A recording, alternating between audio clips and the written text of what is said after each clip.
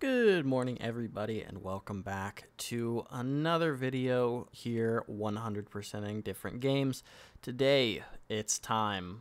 We're playing Pyre, the third game created by Supergiant Games, and last week we played Transistor, and it's finally time. I've played Bastion, Transistor, and Hades.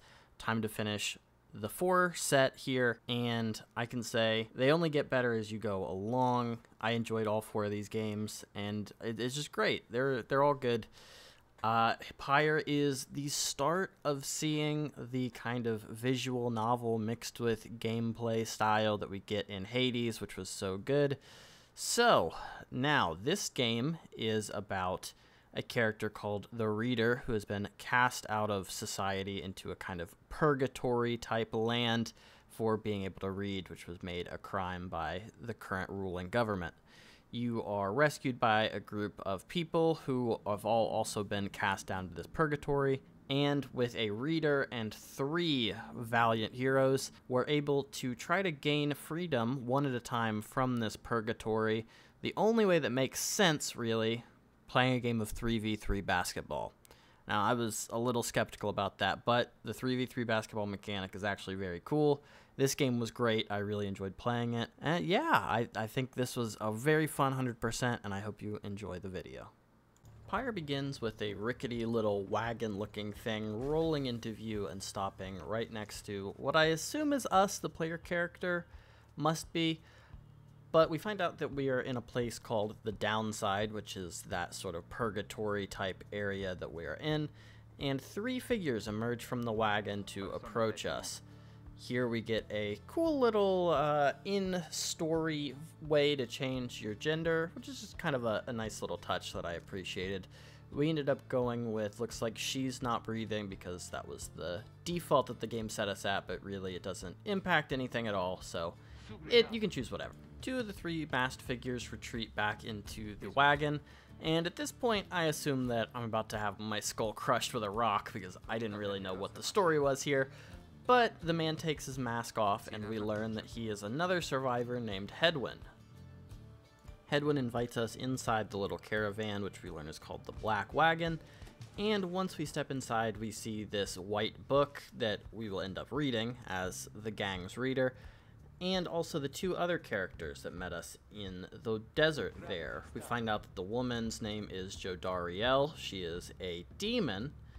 And we also find the 3rd character's name is Rookie Greentail, and he is a cur, kind of a dog-like creature that exists in this universe. So, having met all 3 of the characters, they offer, in exchange for our freedom and waking us up out of our stupor there, we'll take a look at this book that they have, and using that book we're able to read a little bit about the world that we're in here, and find out that we're governed by the 8 scribes who have banished us to this purgatory type area, but we do have a way to earn our freedom back in exchange for competing in their games. So we set off with our 3 new friends, but first we get a vision by one of the grand scribes, presumably, who tells us we're tampering with forbidden knowledge right after we've been sentenced into exile, and surely this won't pay off for us. We can use what the book says to seek freedom, but there's no way we'll possibly be able to achieve it, as there's no way we could possibly be worthy. But in order to even have a chance at regaining our freedom and the freedom of our fellow compatriots, we will need to participate in the Rites, which is this miniature 3v3 basketball game that we're about to get the tutorial for. So every single one of these games is going to be a 3v3. We can see that both teams have one of these flames, which is the titular Pyre, and we spawn in with our 3 characters. We have the option to pass the orb back and forth between the characters, sprint with the characters, dunk into the opposing player's Pyre.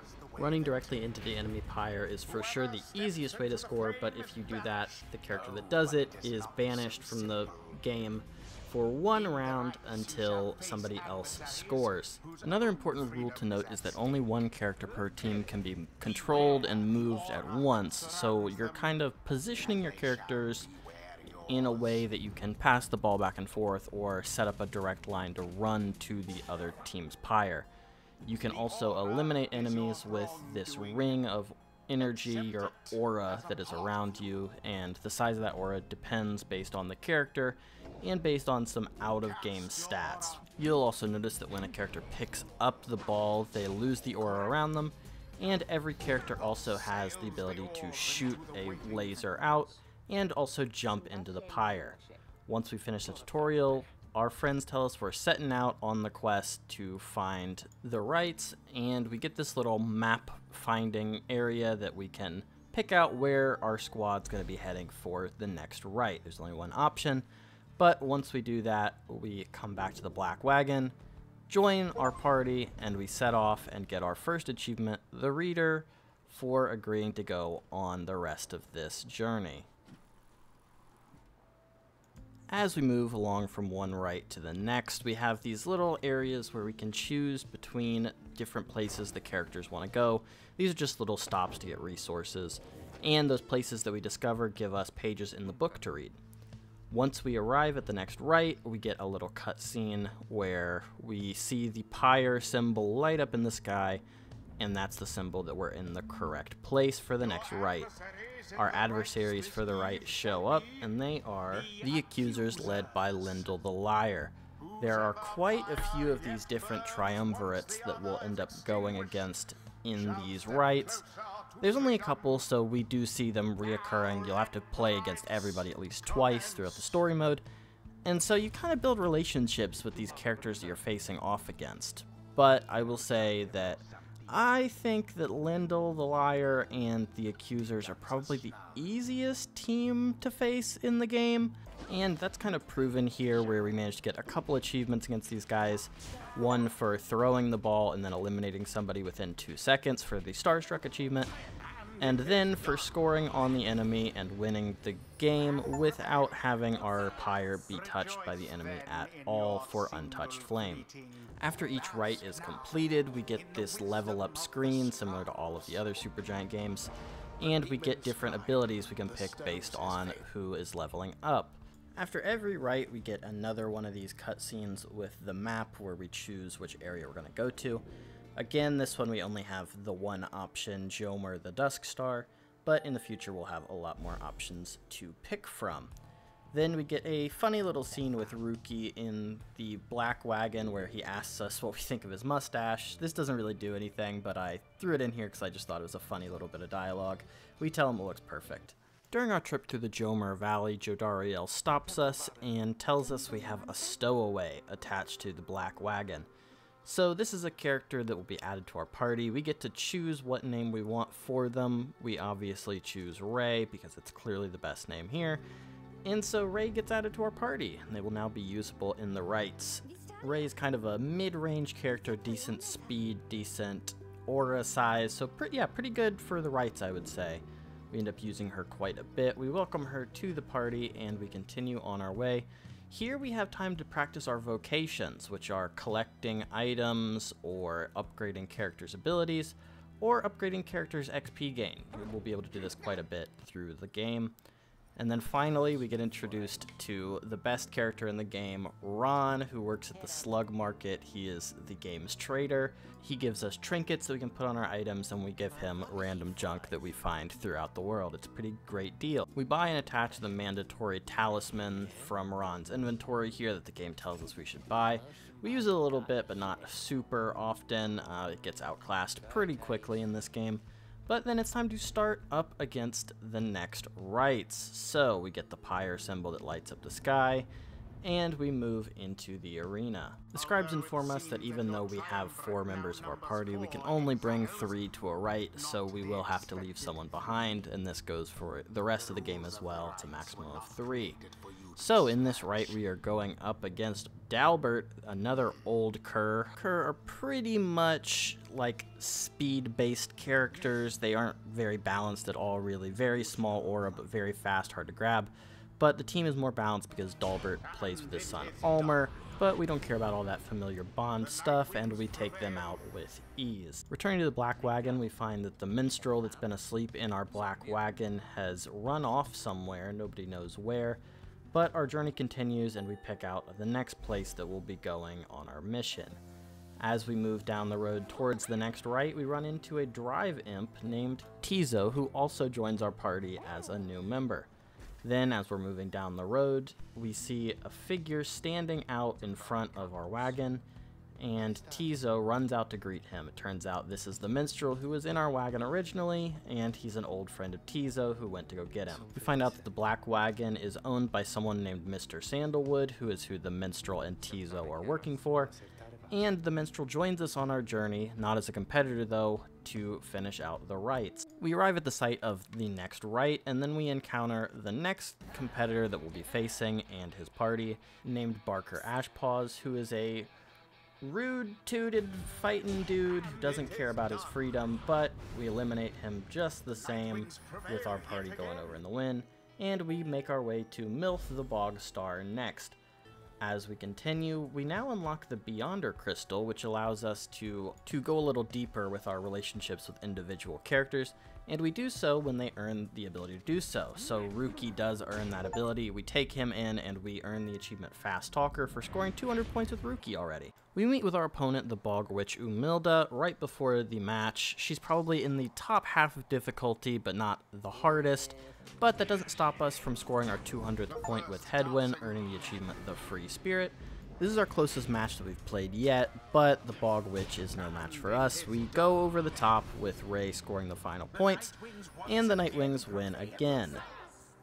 So we pick our next location on the map, but there's actually a little bit of an issue with that. We do need to cross the ocean to get to the site of the next rite, so we meet up with another local Bog Witch named Big Bertha, who hooks us up with her mechanic shop, I guess, to add some water capabilities to the black wagon so that we're able to take off into the water with a cool transition animation there, and we're able to move into the next area of the map. In the water area, we come up against our next adversaries, the Pyre Hearts, featuring Sir Gilman.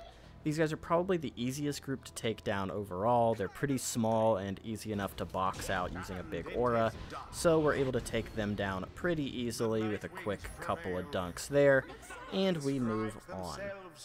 We select the next location that we want to go to on the map, but as we're leaving, we get interrupted by Sir Gilman, who doesn't want to be associated with those horrible losers anymore, and he hops in with a winning squad like us. One of my favorite characters in the game, honestly. Then we move into the next area where we meet up against the probably most difficult enemies in the game, I would say, the Harpies, and we interact with our opponents there, but then we also meet another Harpy who is going to end up joining our party. This is the character Pamitha. Her sister Tamitha was the one from before.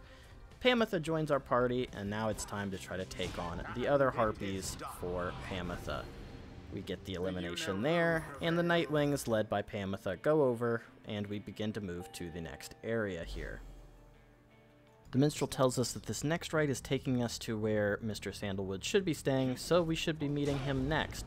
We do Jodariel's Beyonder Crystal mission, and she wins with ease, of course, and we unlock the achievement Sandra's Disciple for completing 2 Beyonder Crystal missions with different characters. We find a note from Mr. Sandalwood telling us that he's not where we thought he was going to be and we need to continue on, but we don't have to wait too long before we encounter Mr. Volfred Sandalwood here. He gives us the option of bailing out and he can take over the duties as reader, but of course we stick with the party because that's the game. Then we meet our next opponent, Manly Tenderstaff, the leader of the Chastity. So we face off against the Chastity. They're a pretty tough opponent, but not too tough. We managed to take them out. After completing that rite, we have earned the ability to compete at the Fall of Solium for one of our compatriots' freedom. After reaching the Fall of Solium, we begin to learn of what Volfred's grand plan is. We can't actually escape altogether. We didn't know this up to this point. We have to earn our freedom one by one, and then reunite on the other side to kind of have an overthrow of the government that exists on the other side. However, Volfred also informs us that readers, because they don't participate in rites, cannot earn their own freedom, so that's something to deal with. We complete Beyonder Crystal mission number 3 with Headwind, and then we have a conversation where Headwind's pretty concerned about us not all escaping together, but we just can't do it, so we're gonna have to do this one at a time. We make our way to the gate to enter into the final battle, and we meet with the gate guardian, who makes us all go through and introduce ourselves and what we want. And finally, we reach the top of the mountain where we see Ignarius, our demon opponent for the first game. We nominate Rookie to be our first team member to go free, but this one's actually the first little bit of a struggle that we have in this game. We do manage to get the achievement, the Guilty Sister, for scoring 200 points with Pamitha, and that does give us the win and another achievement for freeing our first team member. After a nominated character wins, they enter the Shine Pool, where they are beamed up into the sky and back into the land of the living. So we say goodbye to Rookie, unfortunately, but we needed to do it eventually, so may he return in glory. We return outside, but unfortunately no stars are shining, so we're going to need to wait for the rites to begin again in order to seek more freedom for our party. So eventually, after a little bit of waiting, we see that the stars begin to shine again, and we can seek out our next destination, this time being given a couple of choices of places that we can go to. We make our decision, and then we get greeted by Volfrid, who informs us that the Black Wagon now has flying capabilities, and we can travel to the next area in style. So this is the basic loop of the game. We're going to begin flying around, interacting with points of interaction, and bumping into other people while they're flying to rights, but this is pretty much the main loop of the game. We earn our 9th achievement there for them for interacting with 20 members inside the Black Wagon, this time on Sir Gilman, and we earn the achievement The Faithful Drifter for scoring 200 points with Ray throughout the game. Back to our regular season game, our squad manages to easily take out the next opponent that we run into on the battlefield here in the rights, using a fast team with Jodariel as the blocker. Then after that, we have Sir Gilman succeed in his Beyonder Crystal trial, and we unlock the achievement for completing Beyonder Crystal trials with 5 different characters. After one of our characters earns their freedom and returns back to the real world, we get a cute little message about what they're up to, and that's very nice. We win our next main series trial, and after this one, on our way to the next trial, we learn that we've unlocked the ability to utilize Titan Stars. These are something that's in every Supergiant Games game that kind of increase the difficulty of different combats and give you rewards based on what you do with them. We win our next game as well and earn the achievement New Alliance for winning a game with the team of Pamitha and Jodariel on the same squad. With that win recorded, we're invited once again back to the Fall of Soliam for another opportunity at freedom. On the way, Tizo scores his 200th point of the game, and we make our way back to meet with the Gate Guardian again, asking us all to once again pass on through the gate, asking for what we're seeking. Then we anoint Tizo for his freedom going into this combat, which is kind of weird, but it seemed like he deserved it. In this freedom match, we managed to walk Jodariel all the way down to the end and get her 200th point, and Sir Gilman also hops in to unlock his 200th point as well, earning us 2 achievements. We win the match, and little Tizo enters the Shimmering Pool to gain his freedom and return to the real world that he's never actually been to. With Tizo returning to the real world, we need to find somebody that can fill the gaps in our conversations on the long nights in the Black Wagon, so we add Big Bertrude to the squad, an old friend of Volfrid who is super fun to use, honestly. We pick out our next location on the map, and we roll over those enemies as well. Upon completing that achievement, we have a little bit of time to work on our vocations, and we earn another achievement, Found Your Calling, for completing those. We earn the achievement Downside Pilgrim for winning a game inside of each of the different arenas that are featured throughout the map. And then we earn the achievement Scourge of the Skies for bumping into people while flying around, and we earn the achievement for visiting different sightseeing points. When we reach the next rite, the opponent we were expecting isn't the one waiting for us, but instead it's a demon named Aurelect. Aurelect was on the team with Volfrid back in the day. The former Nightwings won a trial that would have saw Aurelect receive his freedom, but he was betrayed by the other member of the party, and now he seeks vengeance. Quick stop off, upgrading a talisman to its max rank, and then we take on Aurelect and the new team that he's built, and we unlock an achievement, Favored to Prevail, for defeating all of the various groups that exist within this world. Then we have another opportunity to seek our freedom, and on the way, Bertrude unlocks her 200th point very quickly. Bertrude is very good at this game. Making it to the freedom trial, we anoint Headwind for the freedom to be gained. We're facing off against the Pyre Hearts, so of course we defeat the opponent utterly, as it was said there by the scribes, and Headwind steps into the shimmering pool to be taken back up to the world. Thanks everyone for all of our hard work, and then he gets into the big beam of light that takes him back into civilization. We also earn an achievement for freeing 3 members of our party back to civilization as well. Then we earn the achievement Bookworm for reading 50 different pages in our manual. While waiting for the stars to return after completing that rite, we get some unfortunate news from Wulfred and the Minstrel. It seems the rites are drawing to a close, and there are only a limited amount of chances left for us to regain our freedom.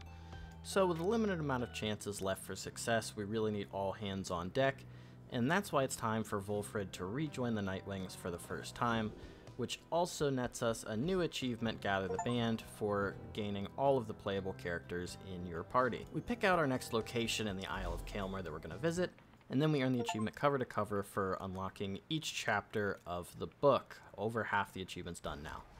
After we defeat the Harpies again, we get a level up for Jodariel to the max level of 5 and earn the achievement Master of the Rites for hitting that.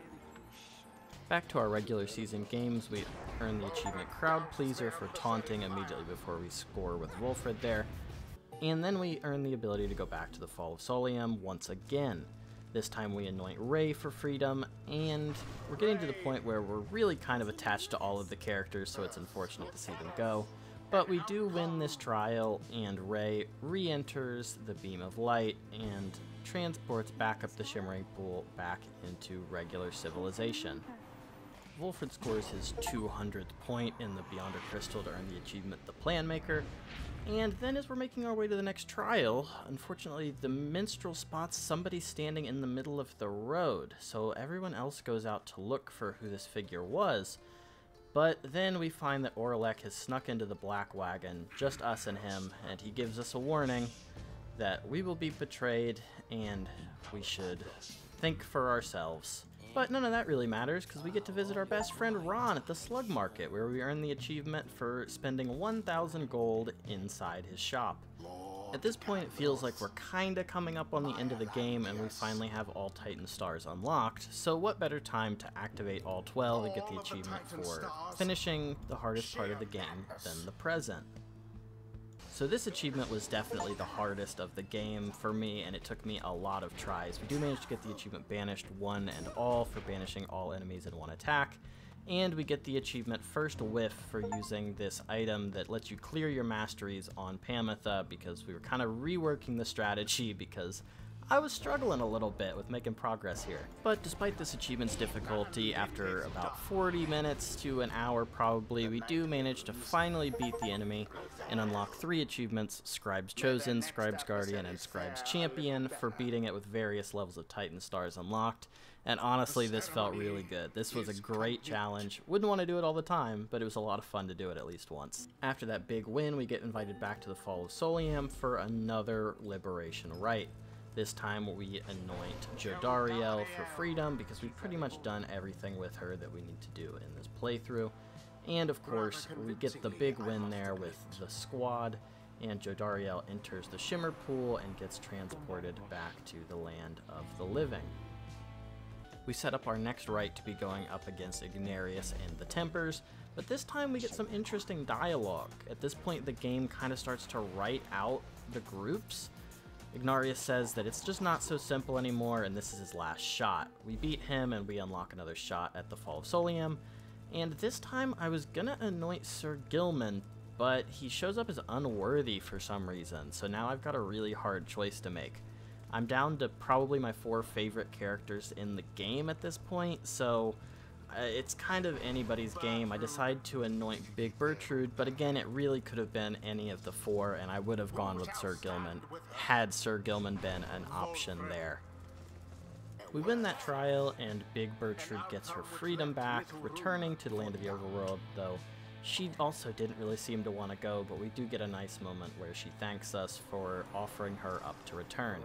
She enters the Shimmering Pool and leaves us, and we're left with just 3. When we reach our next right, the accusers haven't shown up to face us, so we take the opportunity to dunk with Wolfrid on an open net, earning us the Flame Quencher achievement. This is for winning a right with 3 or less dowsing, so that would have been annoying to complete. Then we get invited once again to the Fall of Solium for the final showdown with Oralek and the other Nightwings at the top of the arena. We get some very cool music from the Gate Guardian and the Minstrel, and for one final time we put Sir Gilman up to be anointed for his freedom. Wolfrid tells Oralek that he'll give him his freedom if he promises to help fulfill the plan to overthrow the current government once he returns to the other side, but Oralek refuses to make the deal.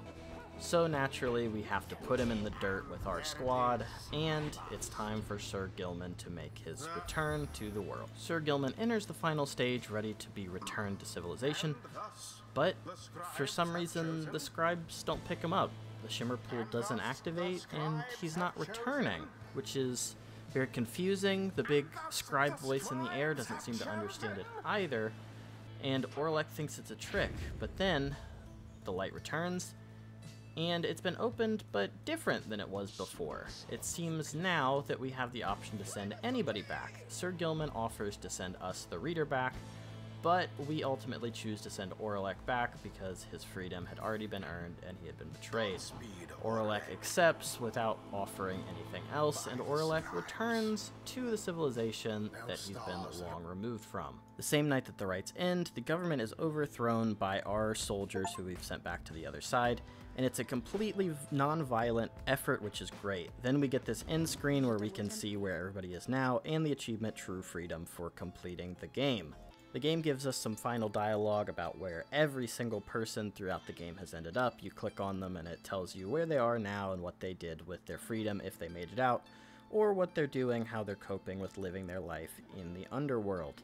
We also get this little bit about what our reader is up to now, how they've managed to survive, and how they've managed to live on and the impact that they've made on all of the people that they've met throughout their journey. But this is the end of playthrough 1, and we have a lot more to go. We have 20 more achievements, roughly, a little less, and a lot of them happen outside of the main game, but we do have to do another full playthrough like all Supergiant games, so time to get right into that. One more quick stop before that, though. At the end of the credits, we get this pretty picture where we see all of our characters united together standing in front of one big star, and it's very sick. The other game mode within Pyre is the Versus mode, where you can set up various right matches with different teams and different characters. And with the first achievement that we need to get here, there's quite a few on the list here, is the Will of the Scribes for completing a match against a CPU opponent. Next, we finish a match beating a master level CPU opponent, but the achievement for that didn't proc right here, actually. It procs in the next game. We unlock 2 achievements for completing a right against another mortal opponent using the old other controller trick, and we also get the master level CPU opponent achievement here as well. Next up, we build a team of all of the Cur throughout the game, and we unlock the achievement Sons of Jomar for winning a game with the 3 of them. Next up, we throw on 6 Titan stars against master level CPU opponents, and this is for sure the hardest fought match of the entire game that I played. We managed to scrape by with, I believe, 6 life points left, and we managed to get 2 achievements for barely living and for beating the opponent. We earned the achievement Classic Nightwings for winning with Tizo, Wolfrid, and Oralek, the Dames of the Downside achievement for winning with Tamitha, Umild, and Sandra from the Crystal, and our final Versus achievement Homefield Heroes for winning with Tizo and the Messenger Imp on the same team. The rest of the game will go by pretty quick from an achievement standpoint. Now we start the game over with the true Nightwing difficulty enabled, and we start the game right back up. This time we missed out on clicking on the white loot and selecting a song, which gives us the achievement The White Loot. In our first playthrough, we never lost a liberation right, so when we get up to face the Tempers the first time, we do just let them win, and we earn the achievement Mercy Shown. We go inside the Beyonder Crystal with a squad of 3 this time, and win the practice match and earn the achievement Mystic Training.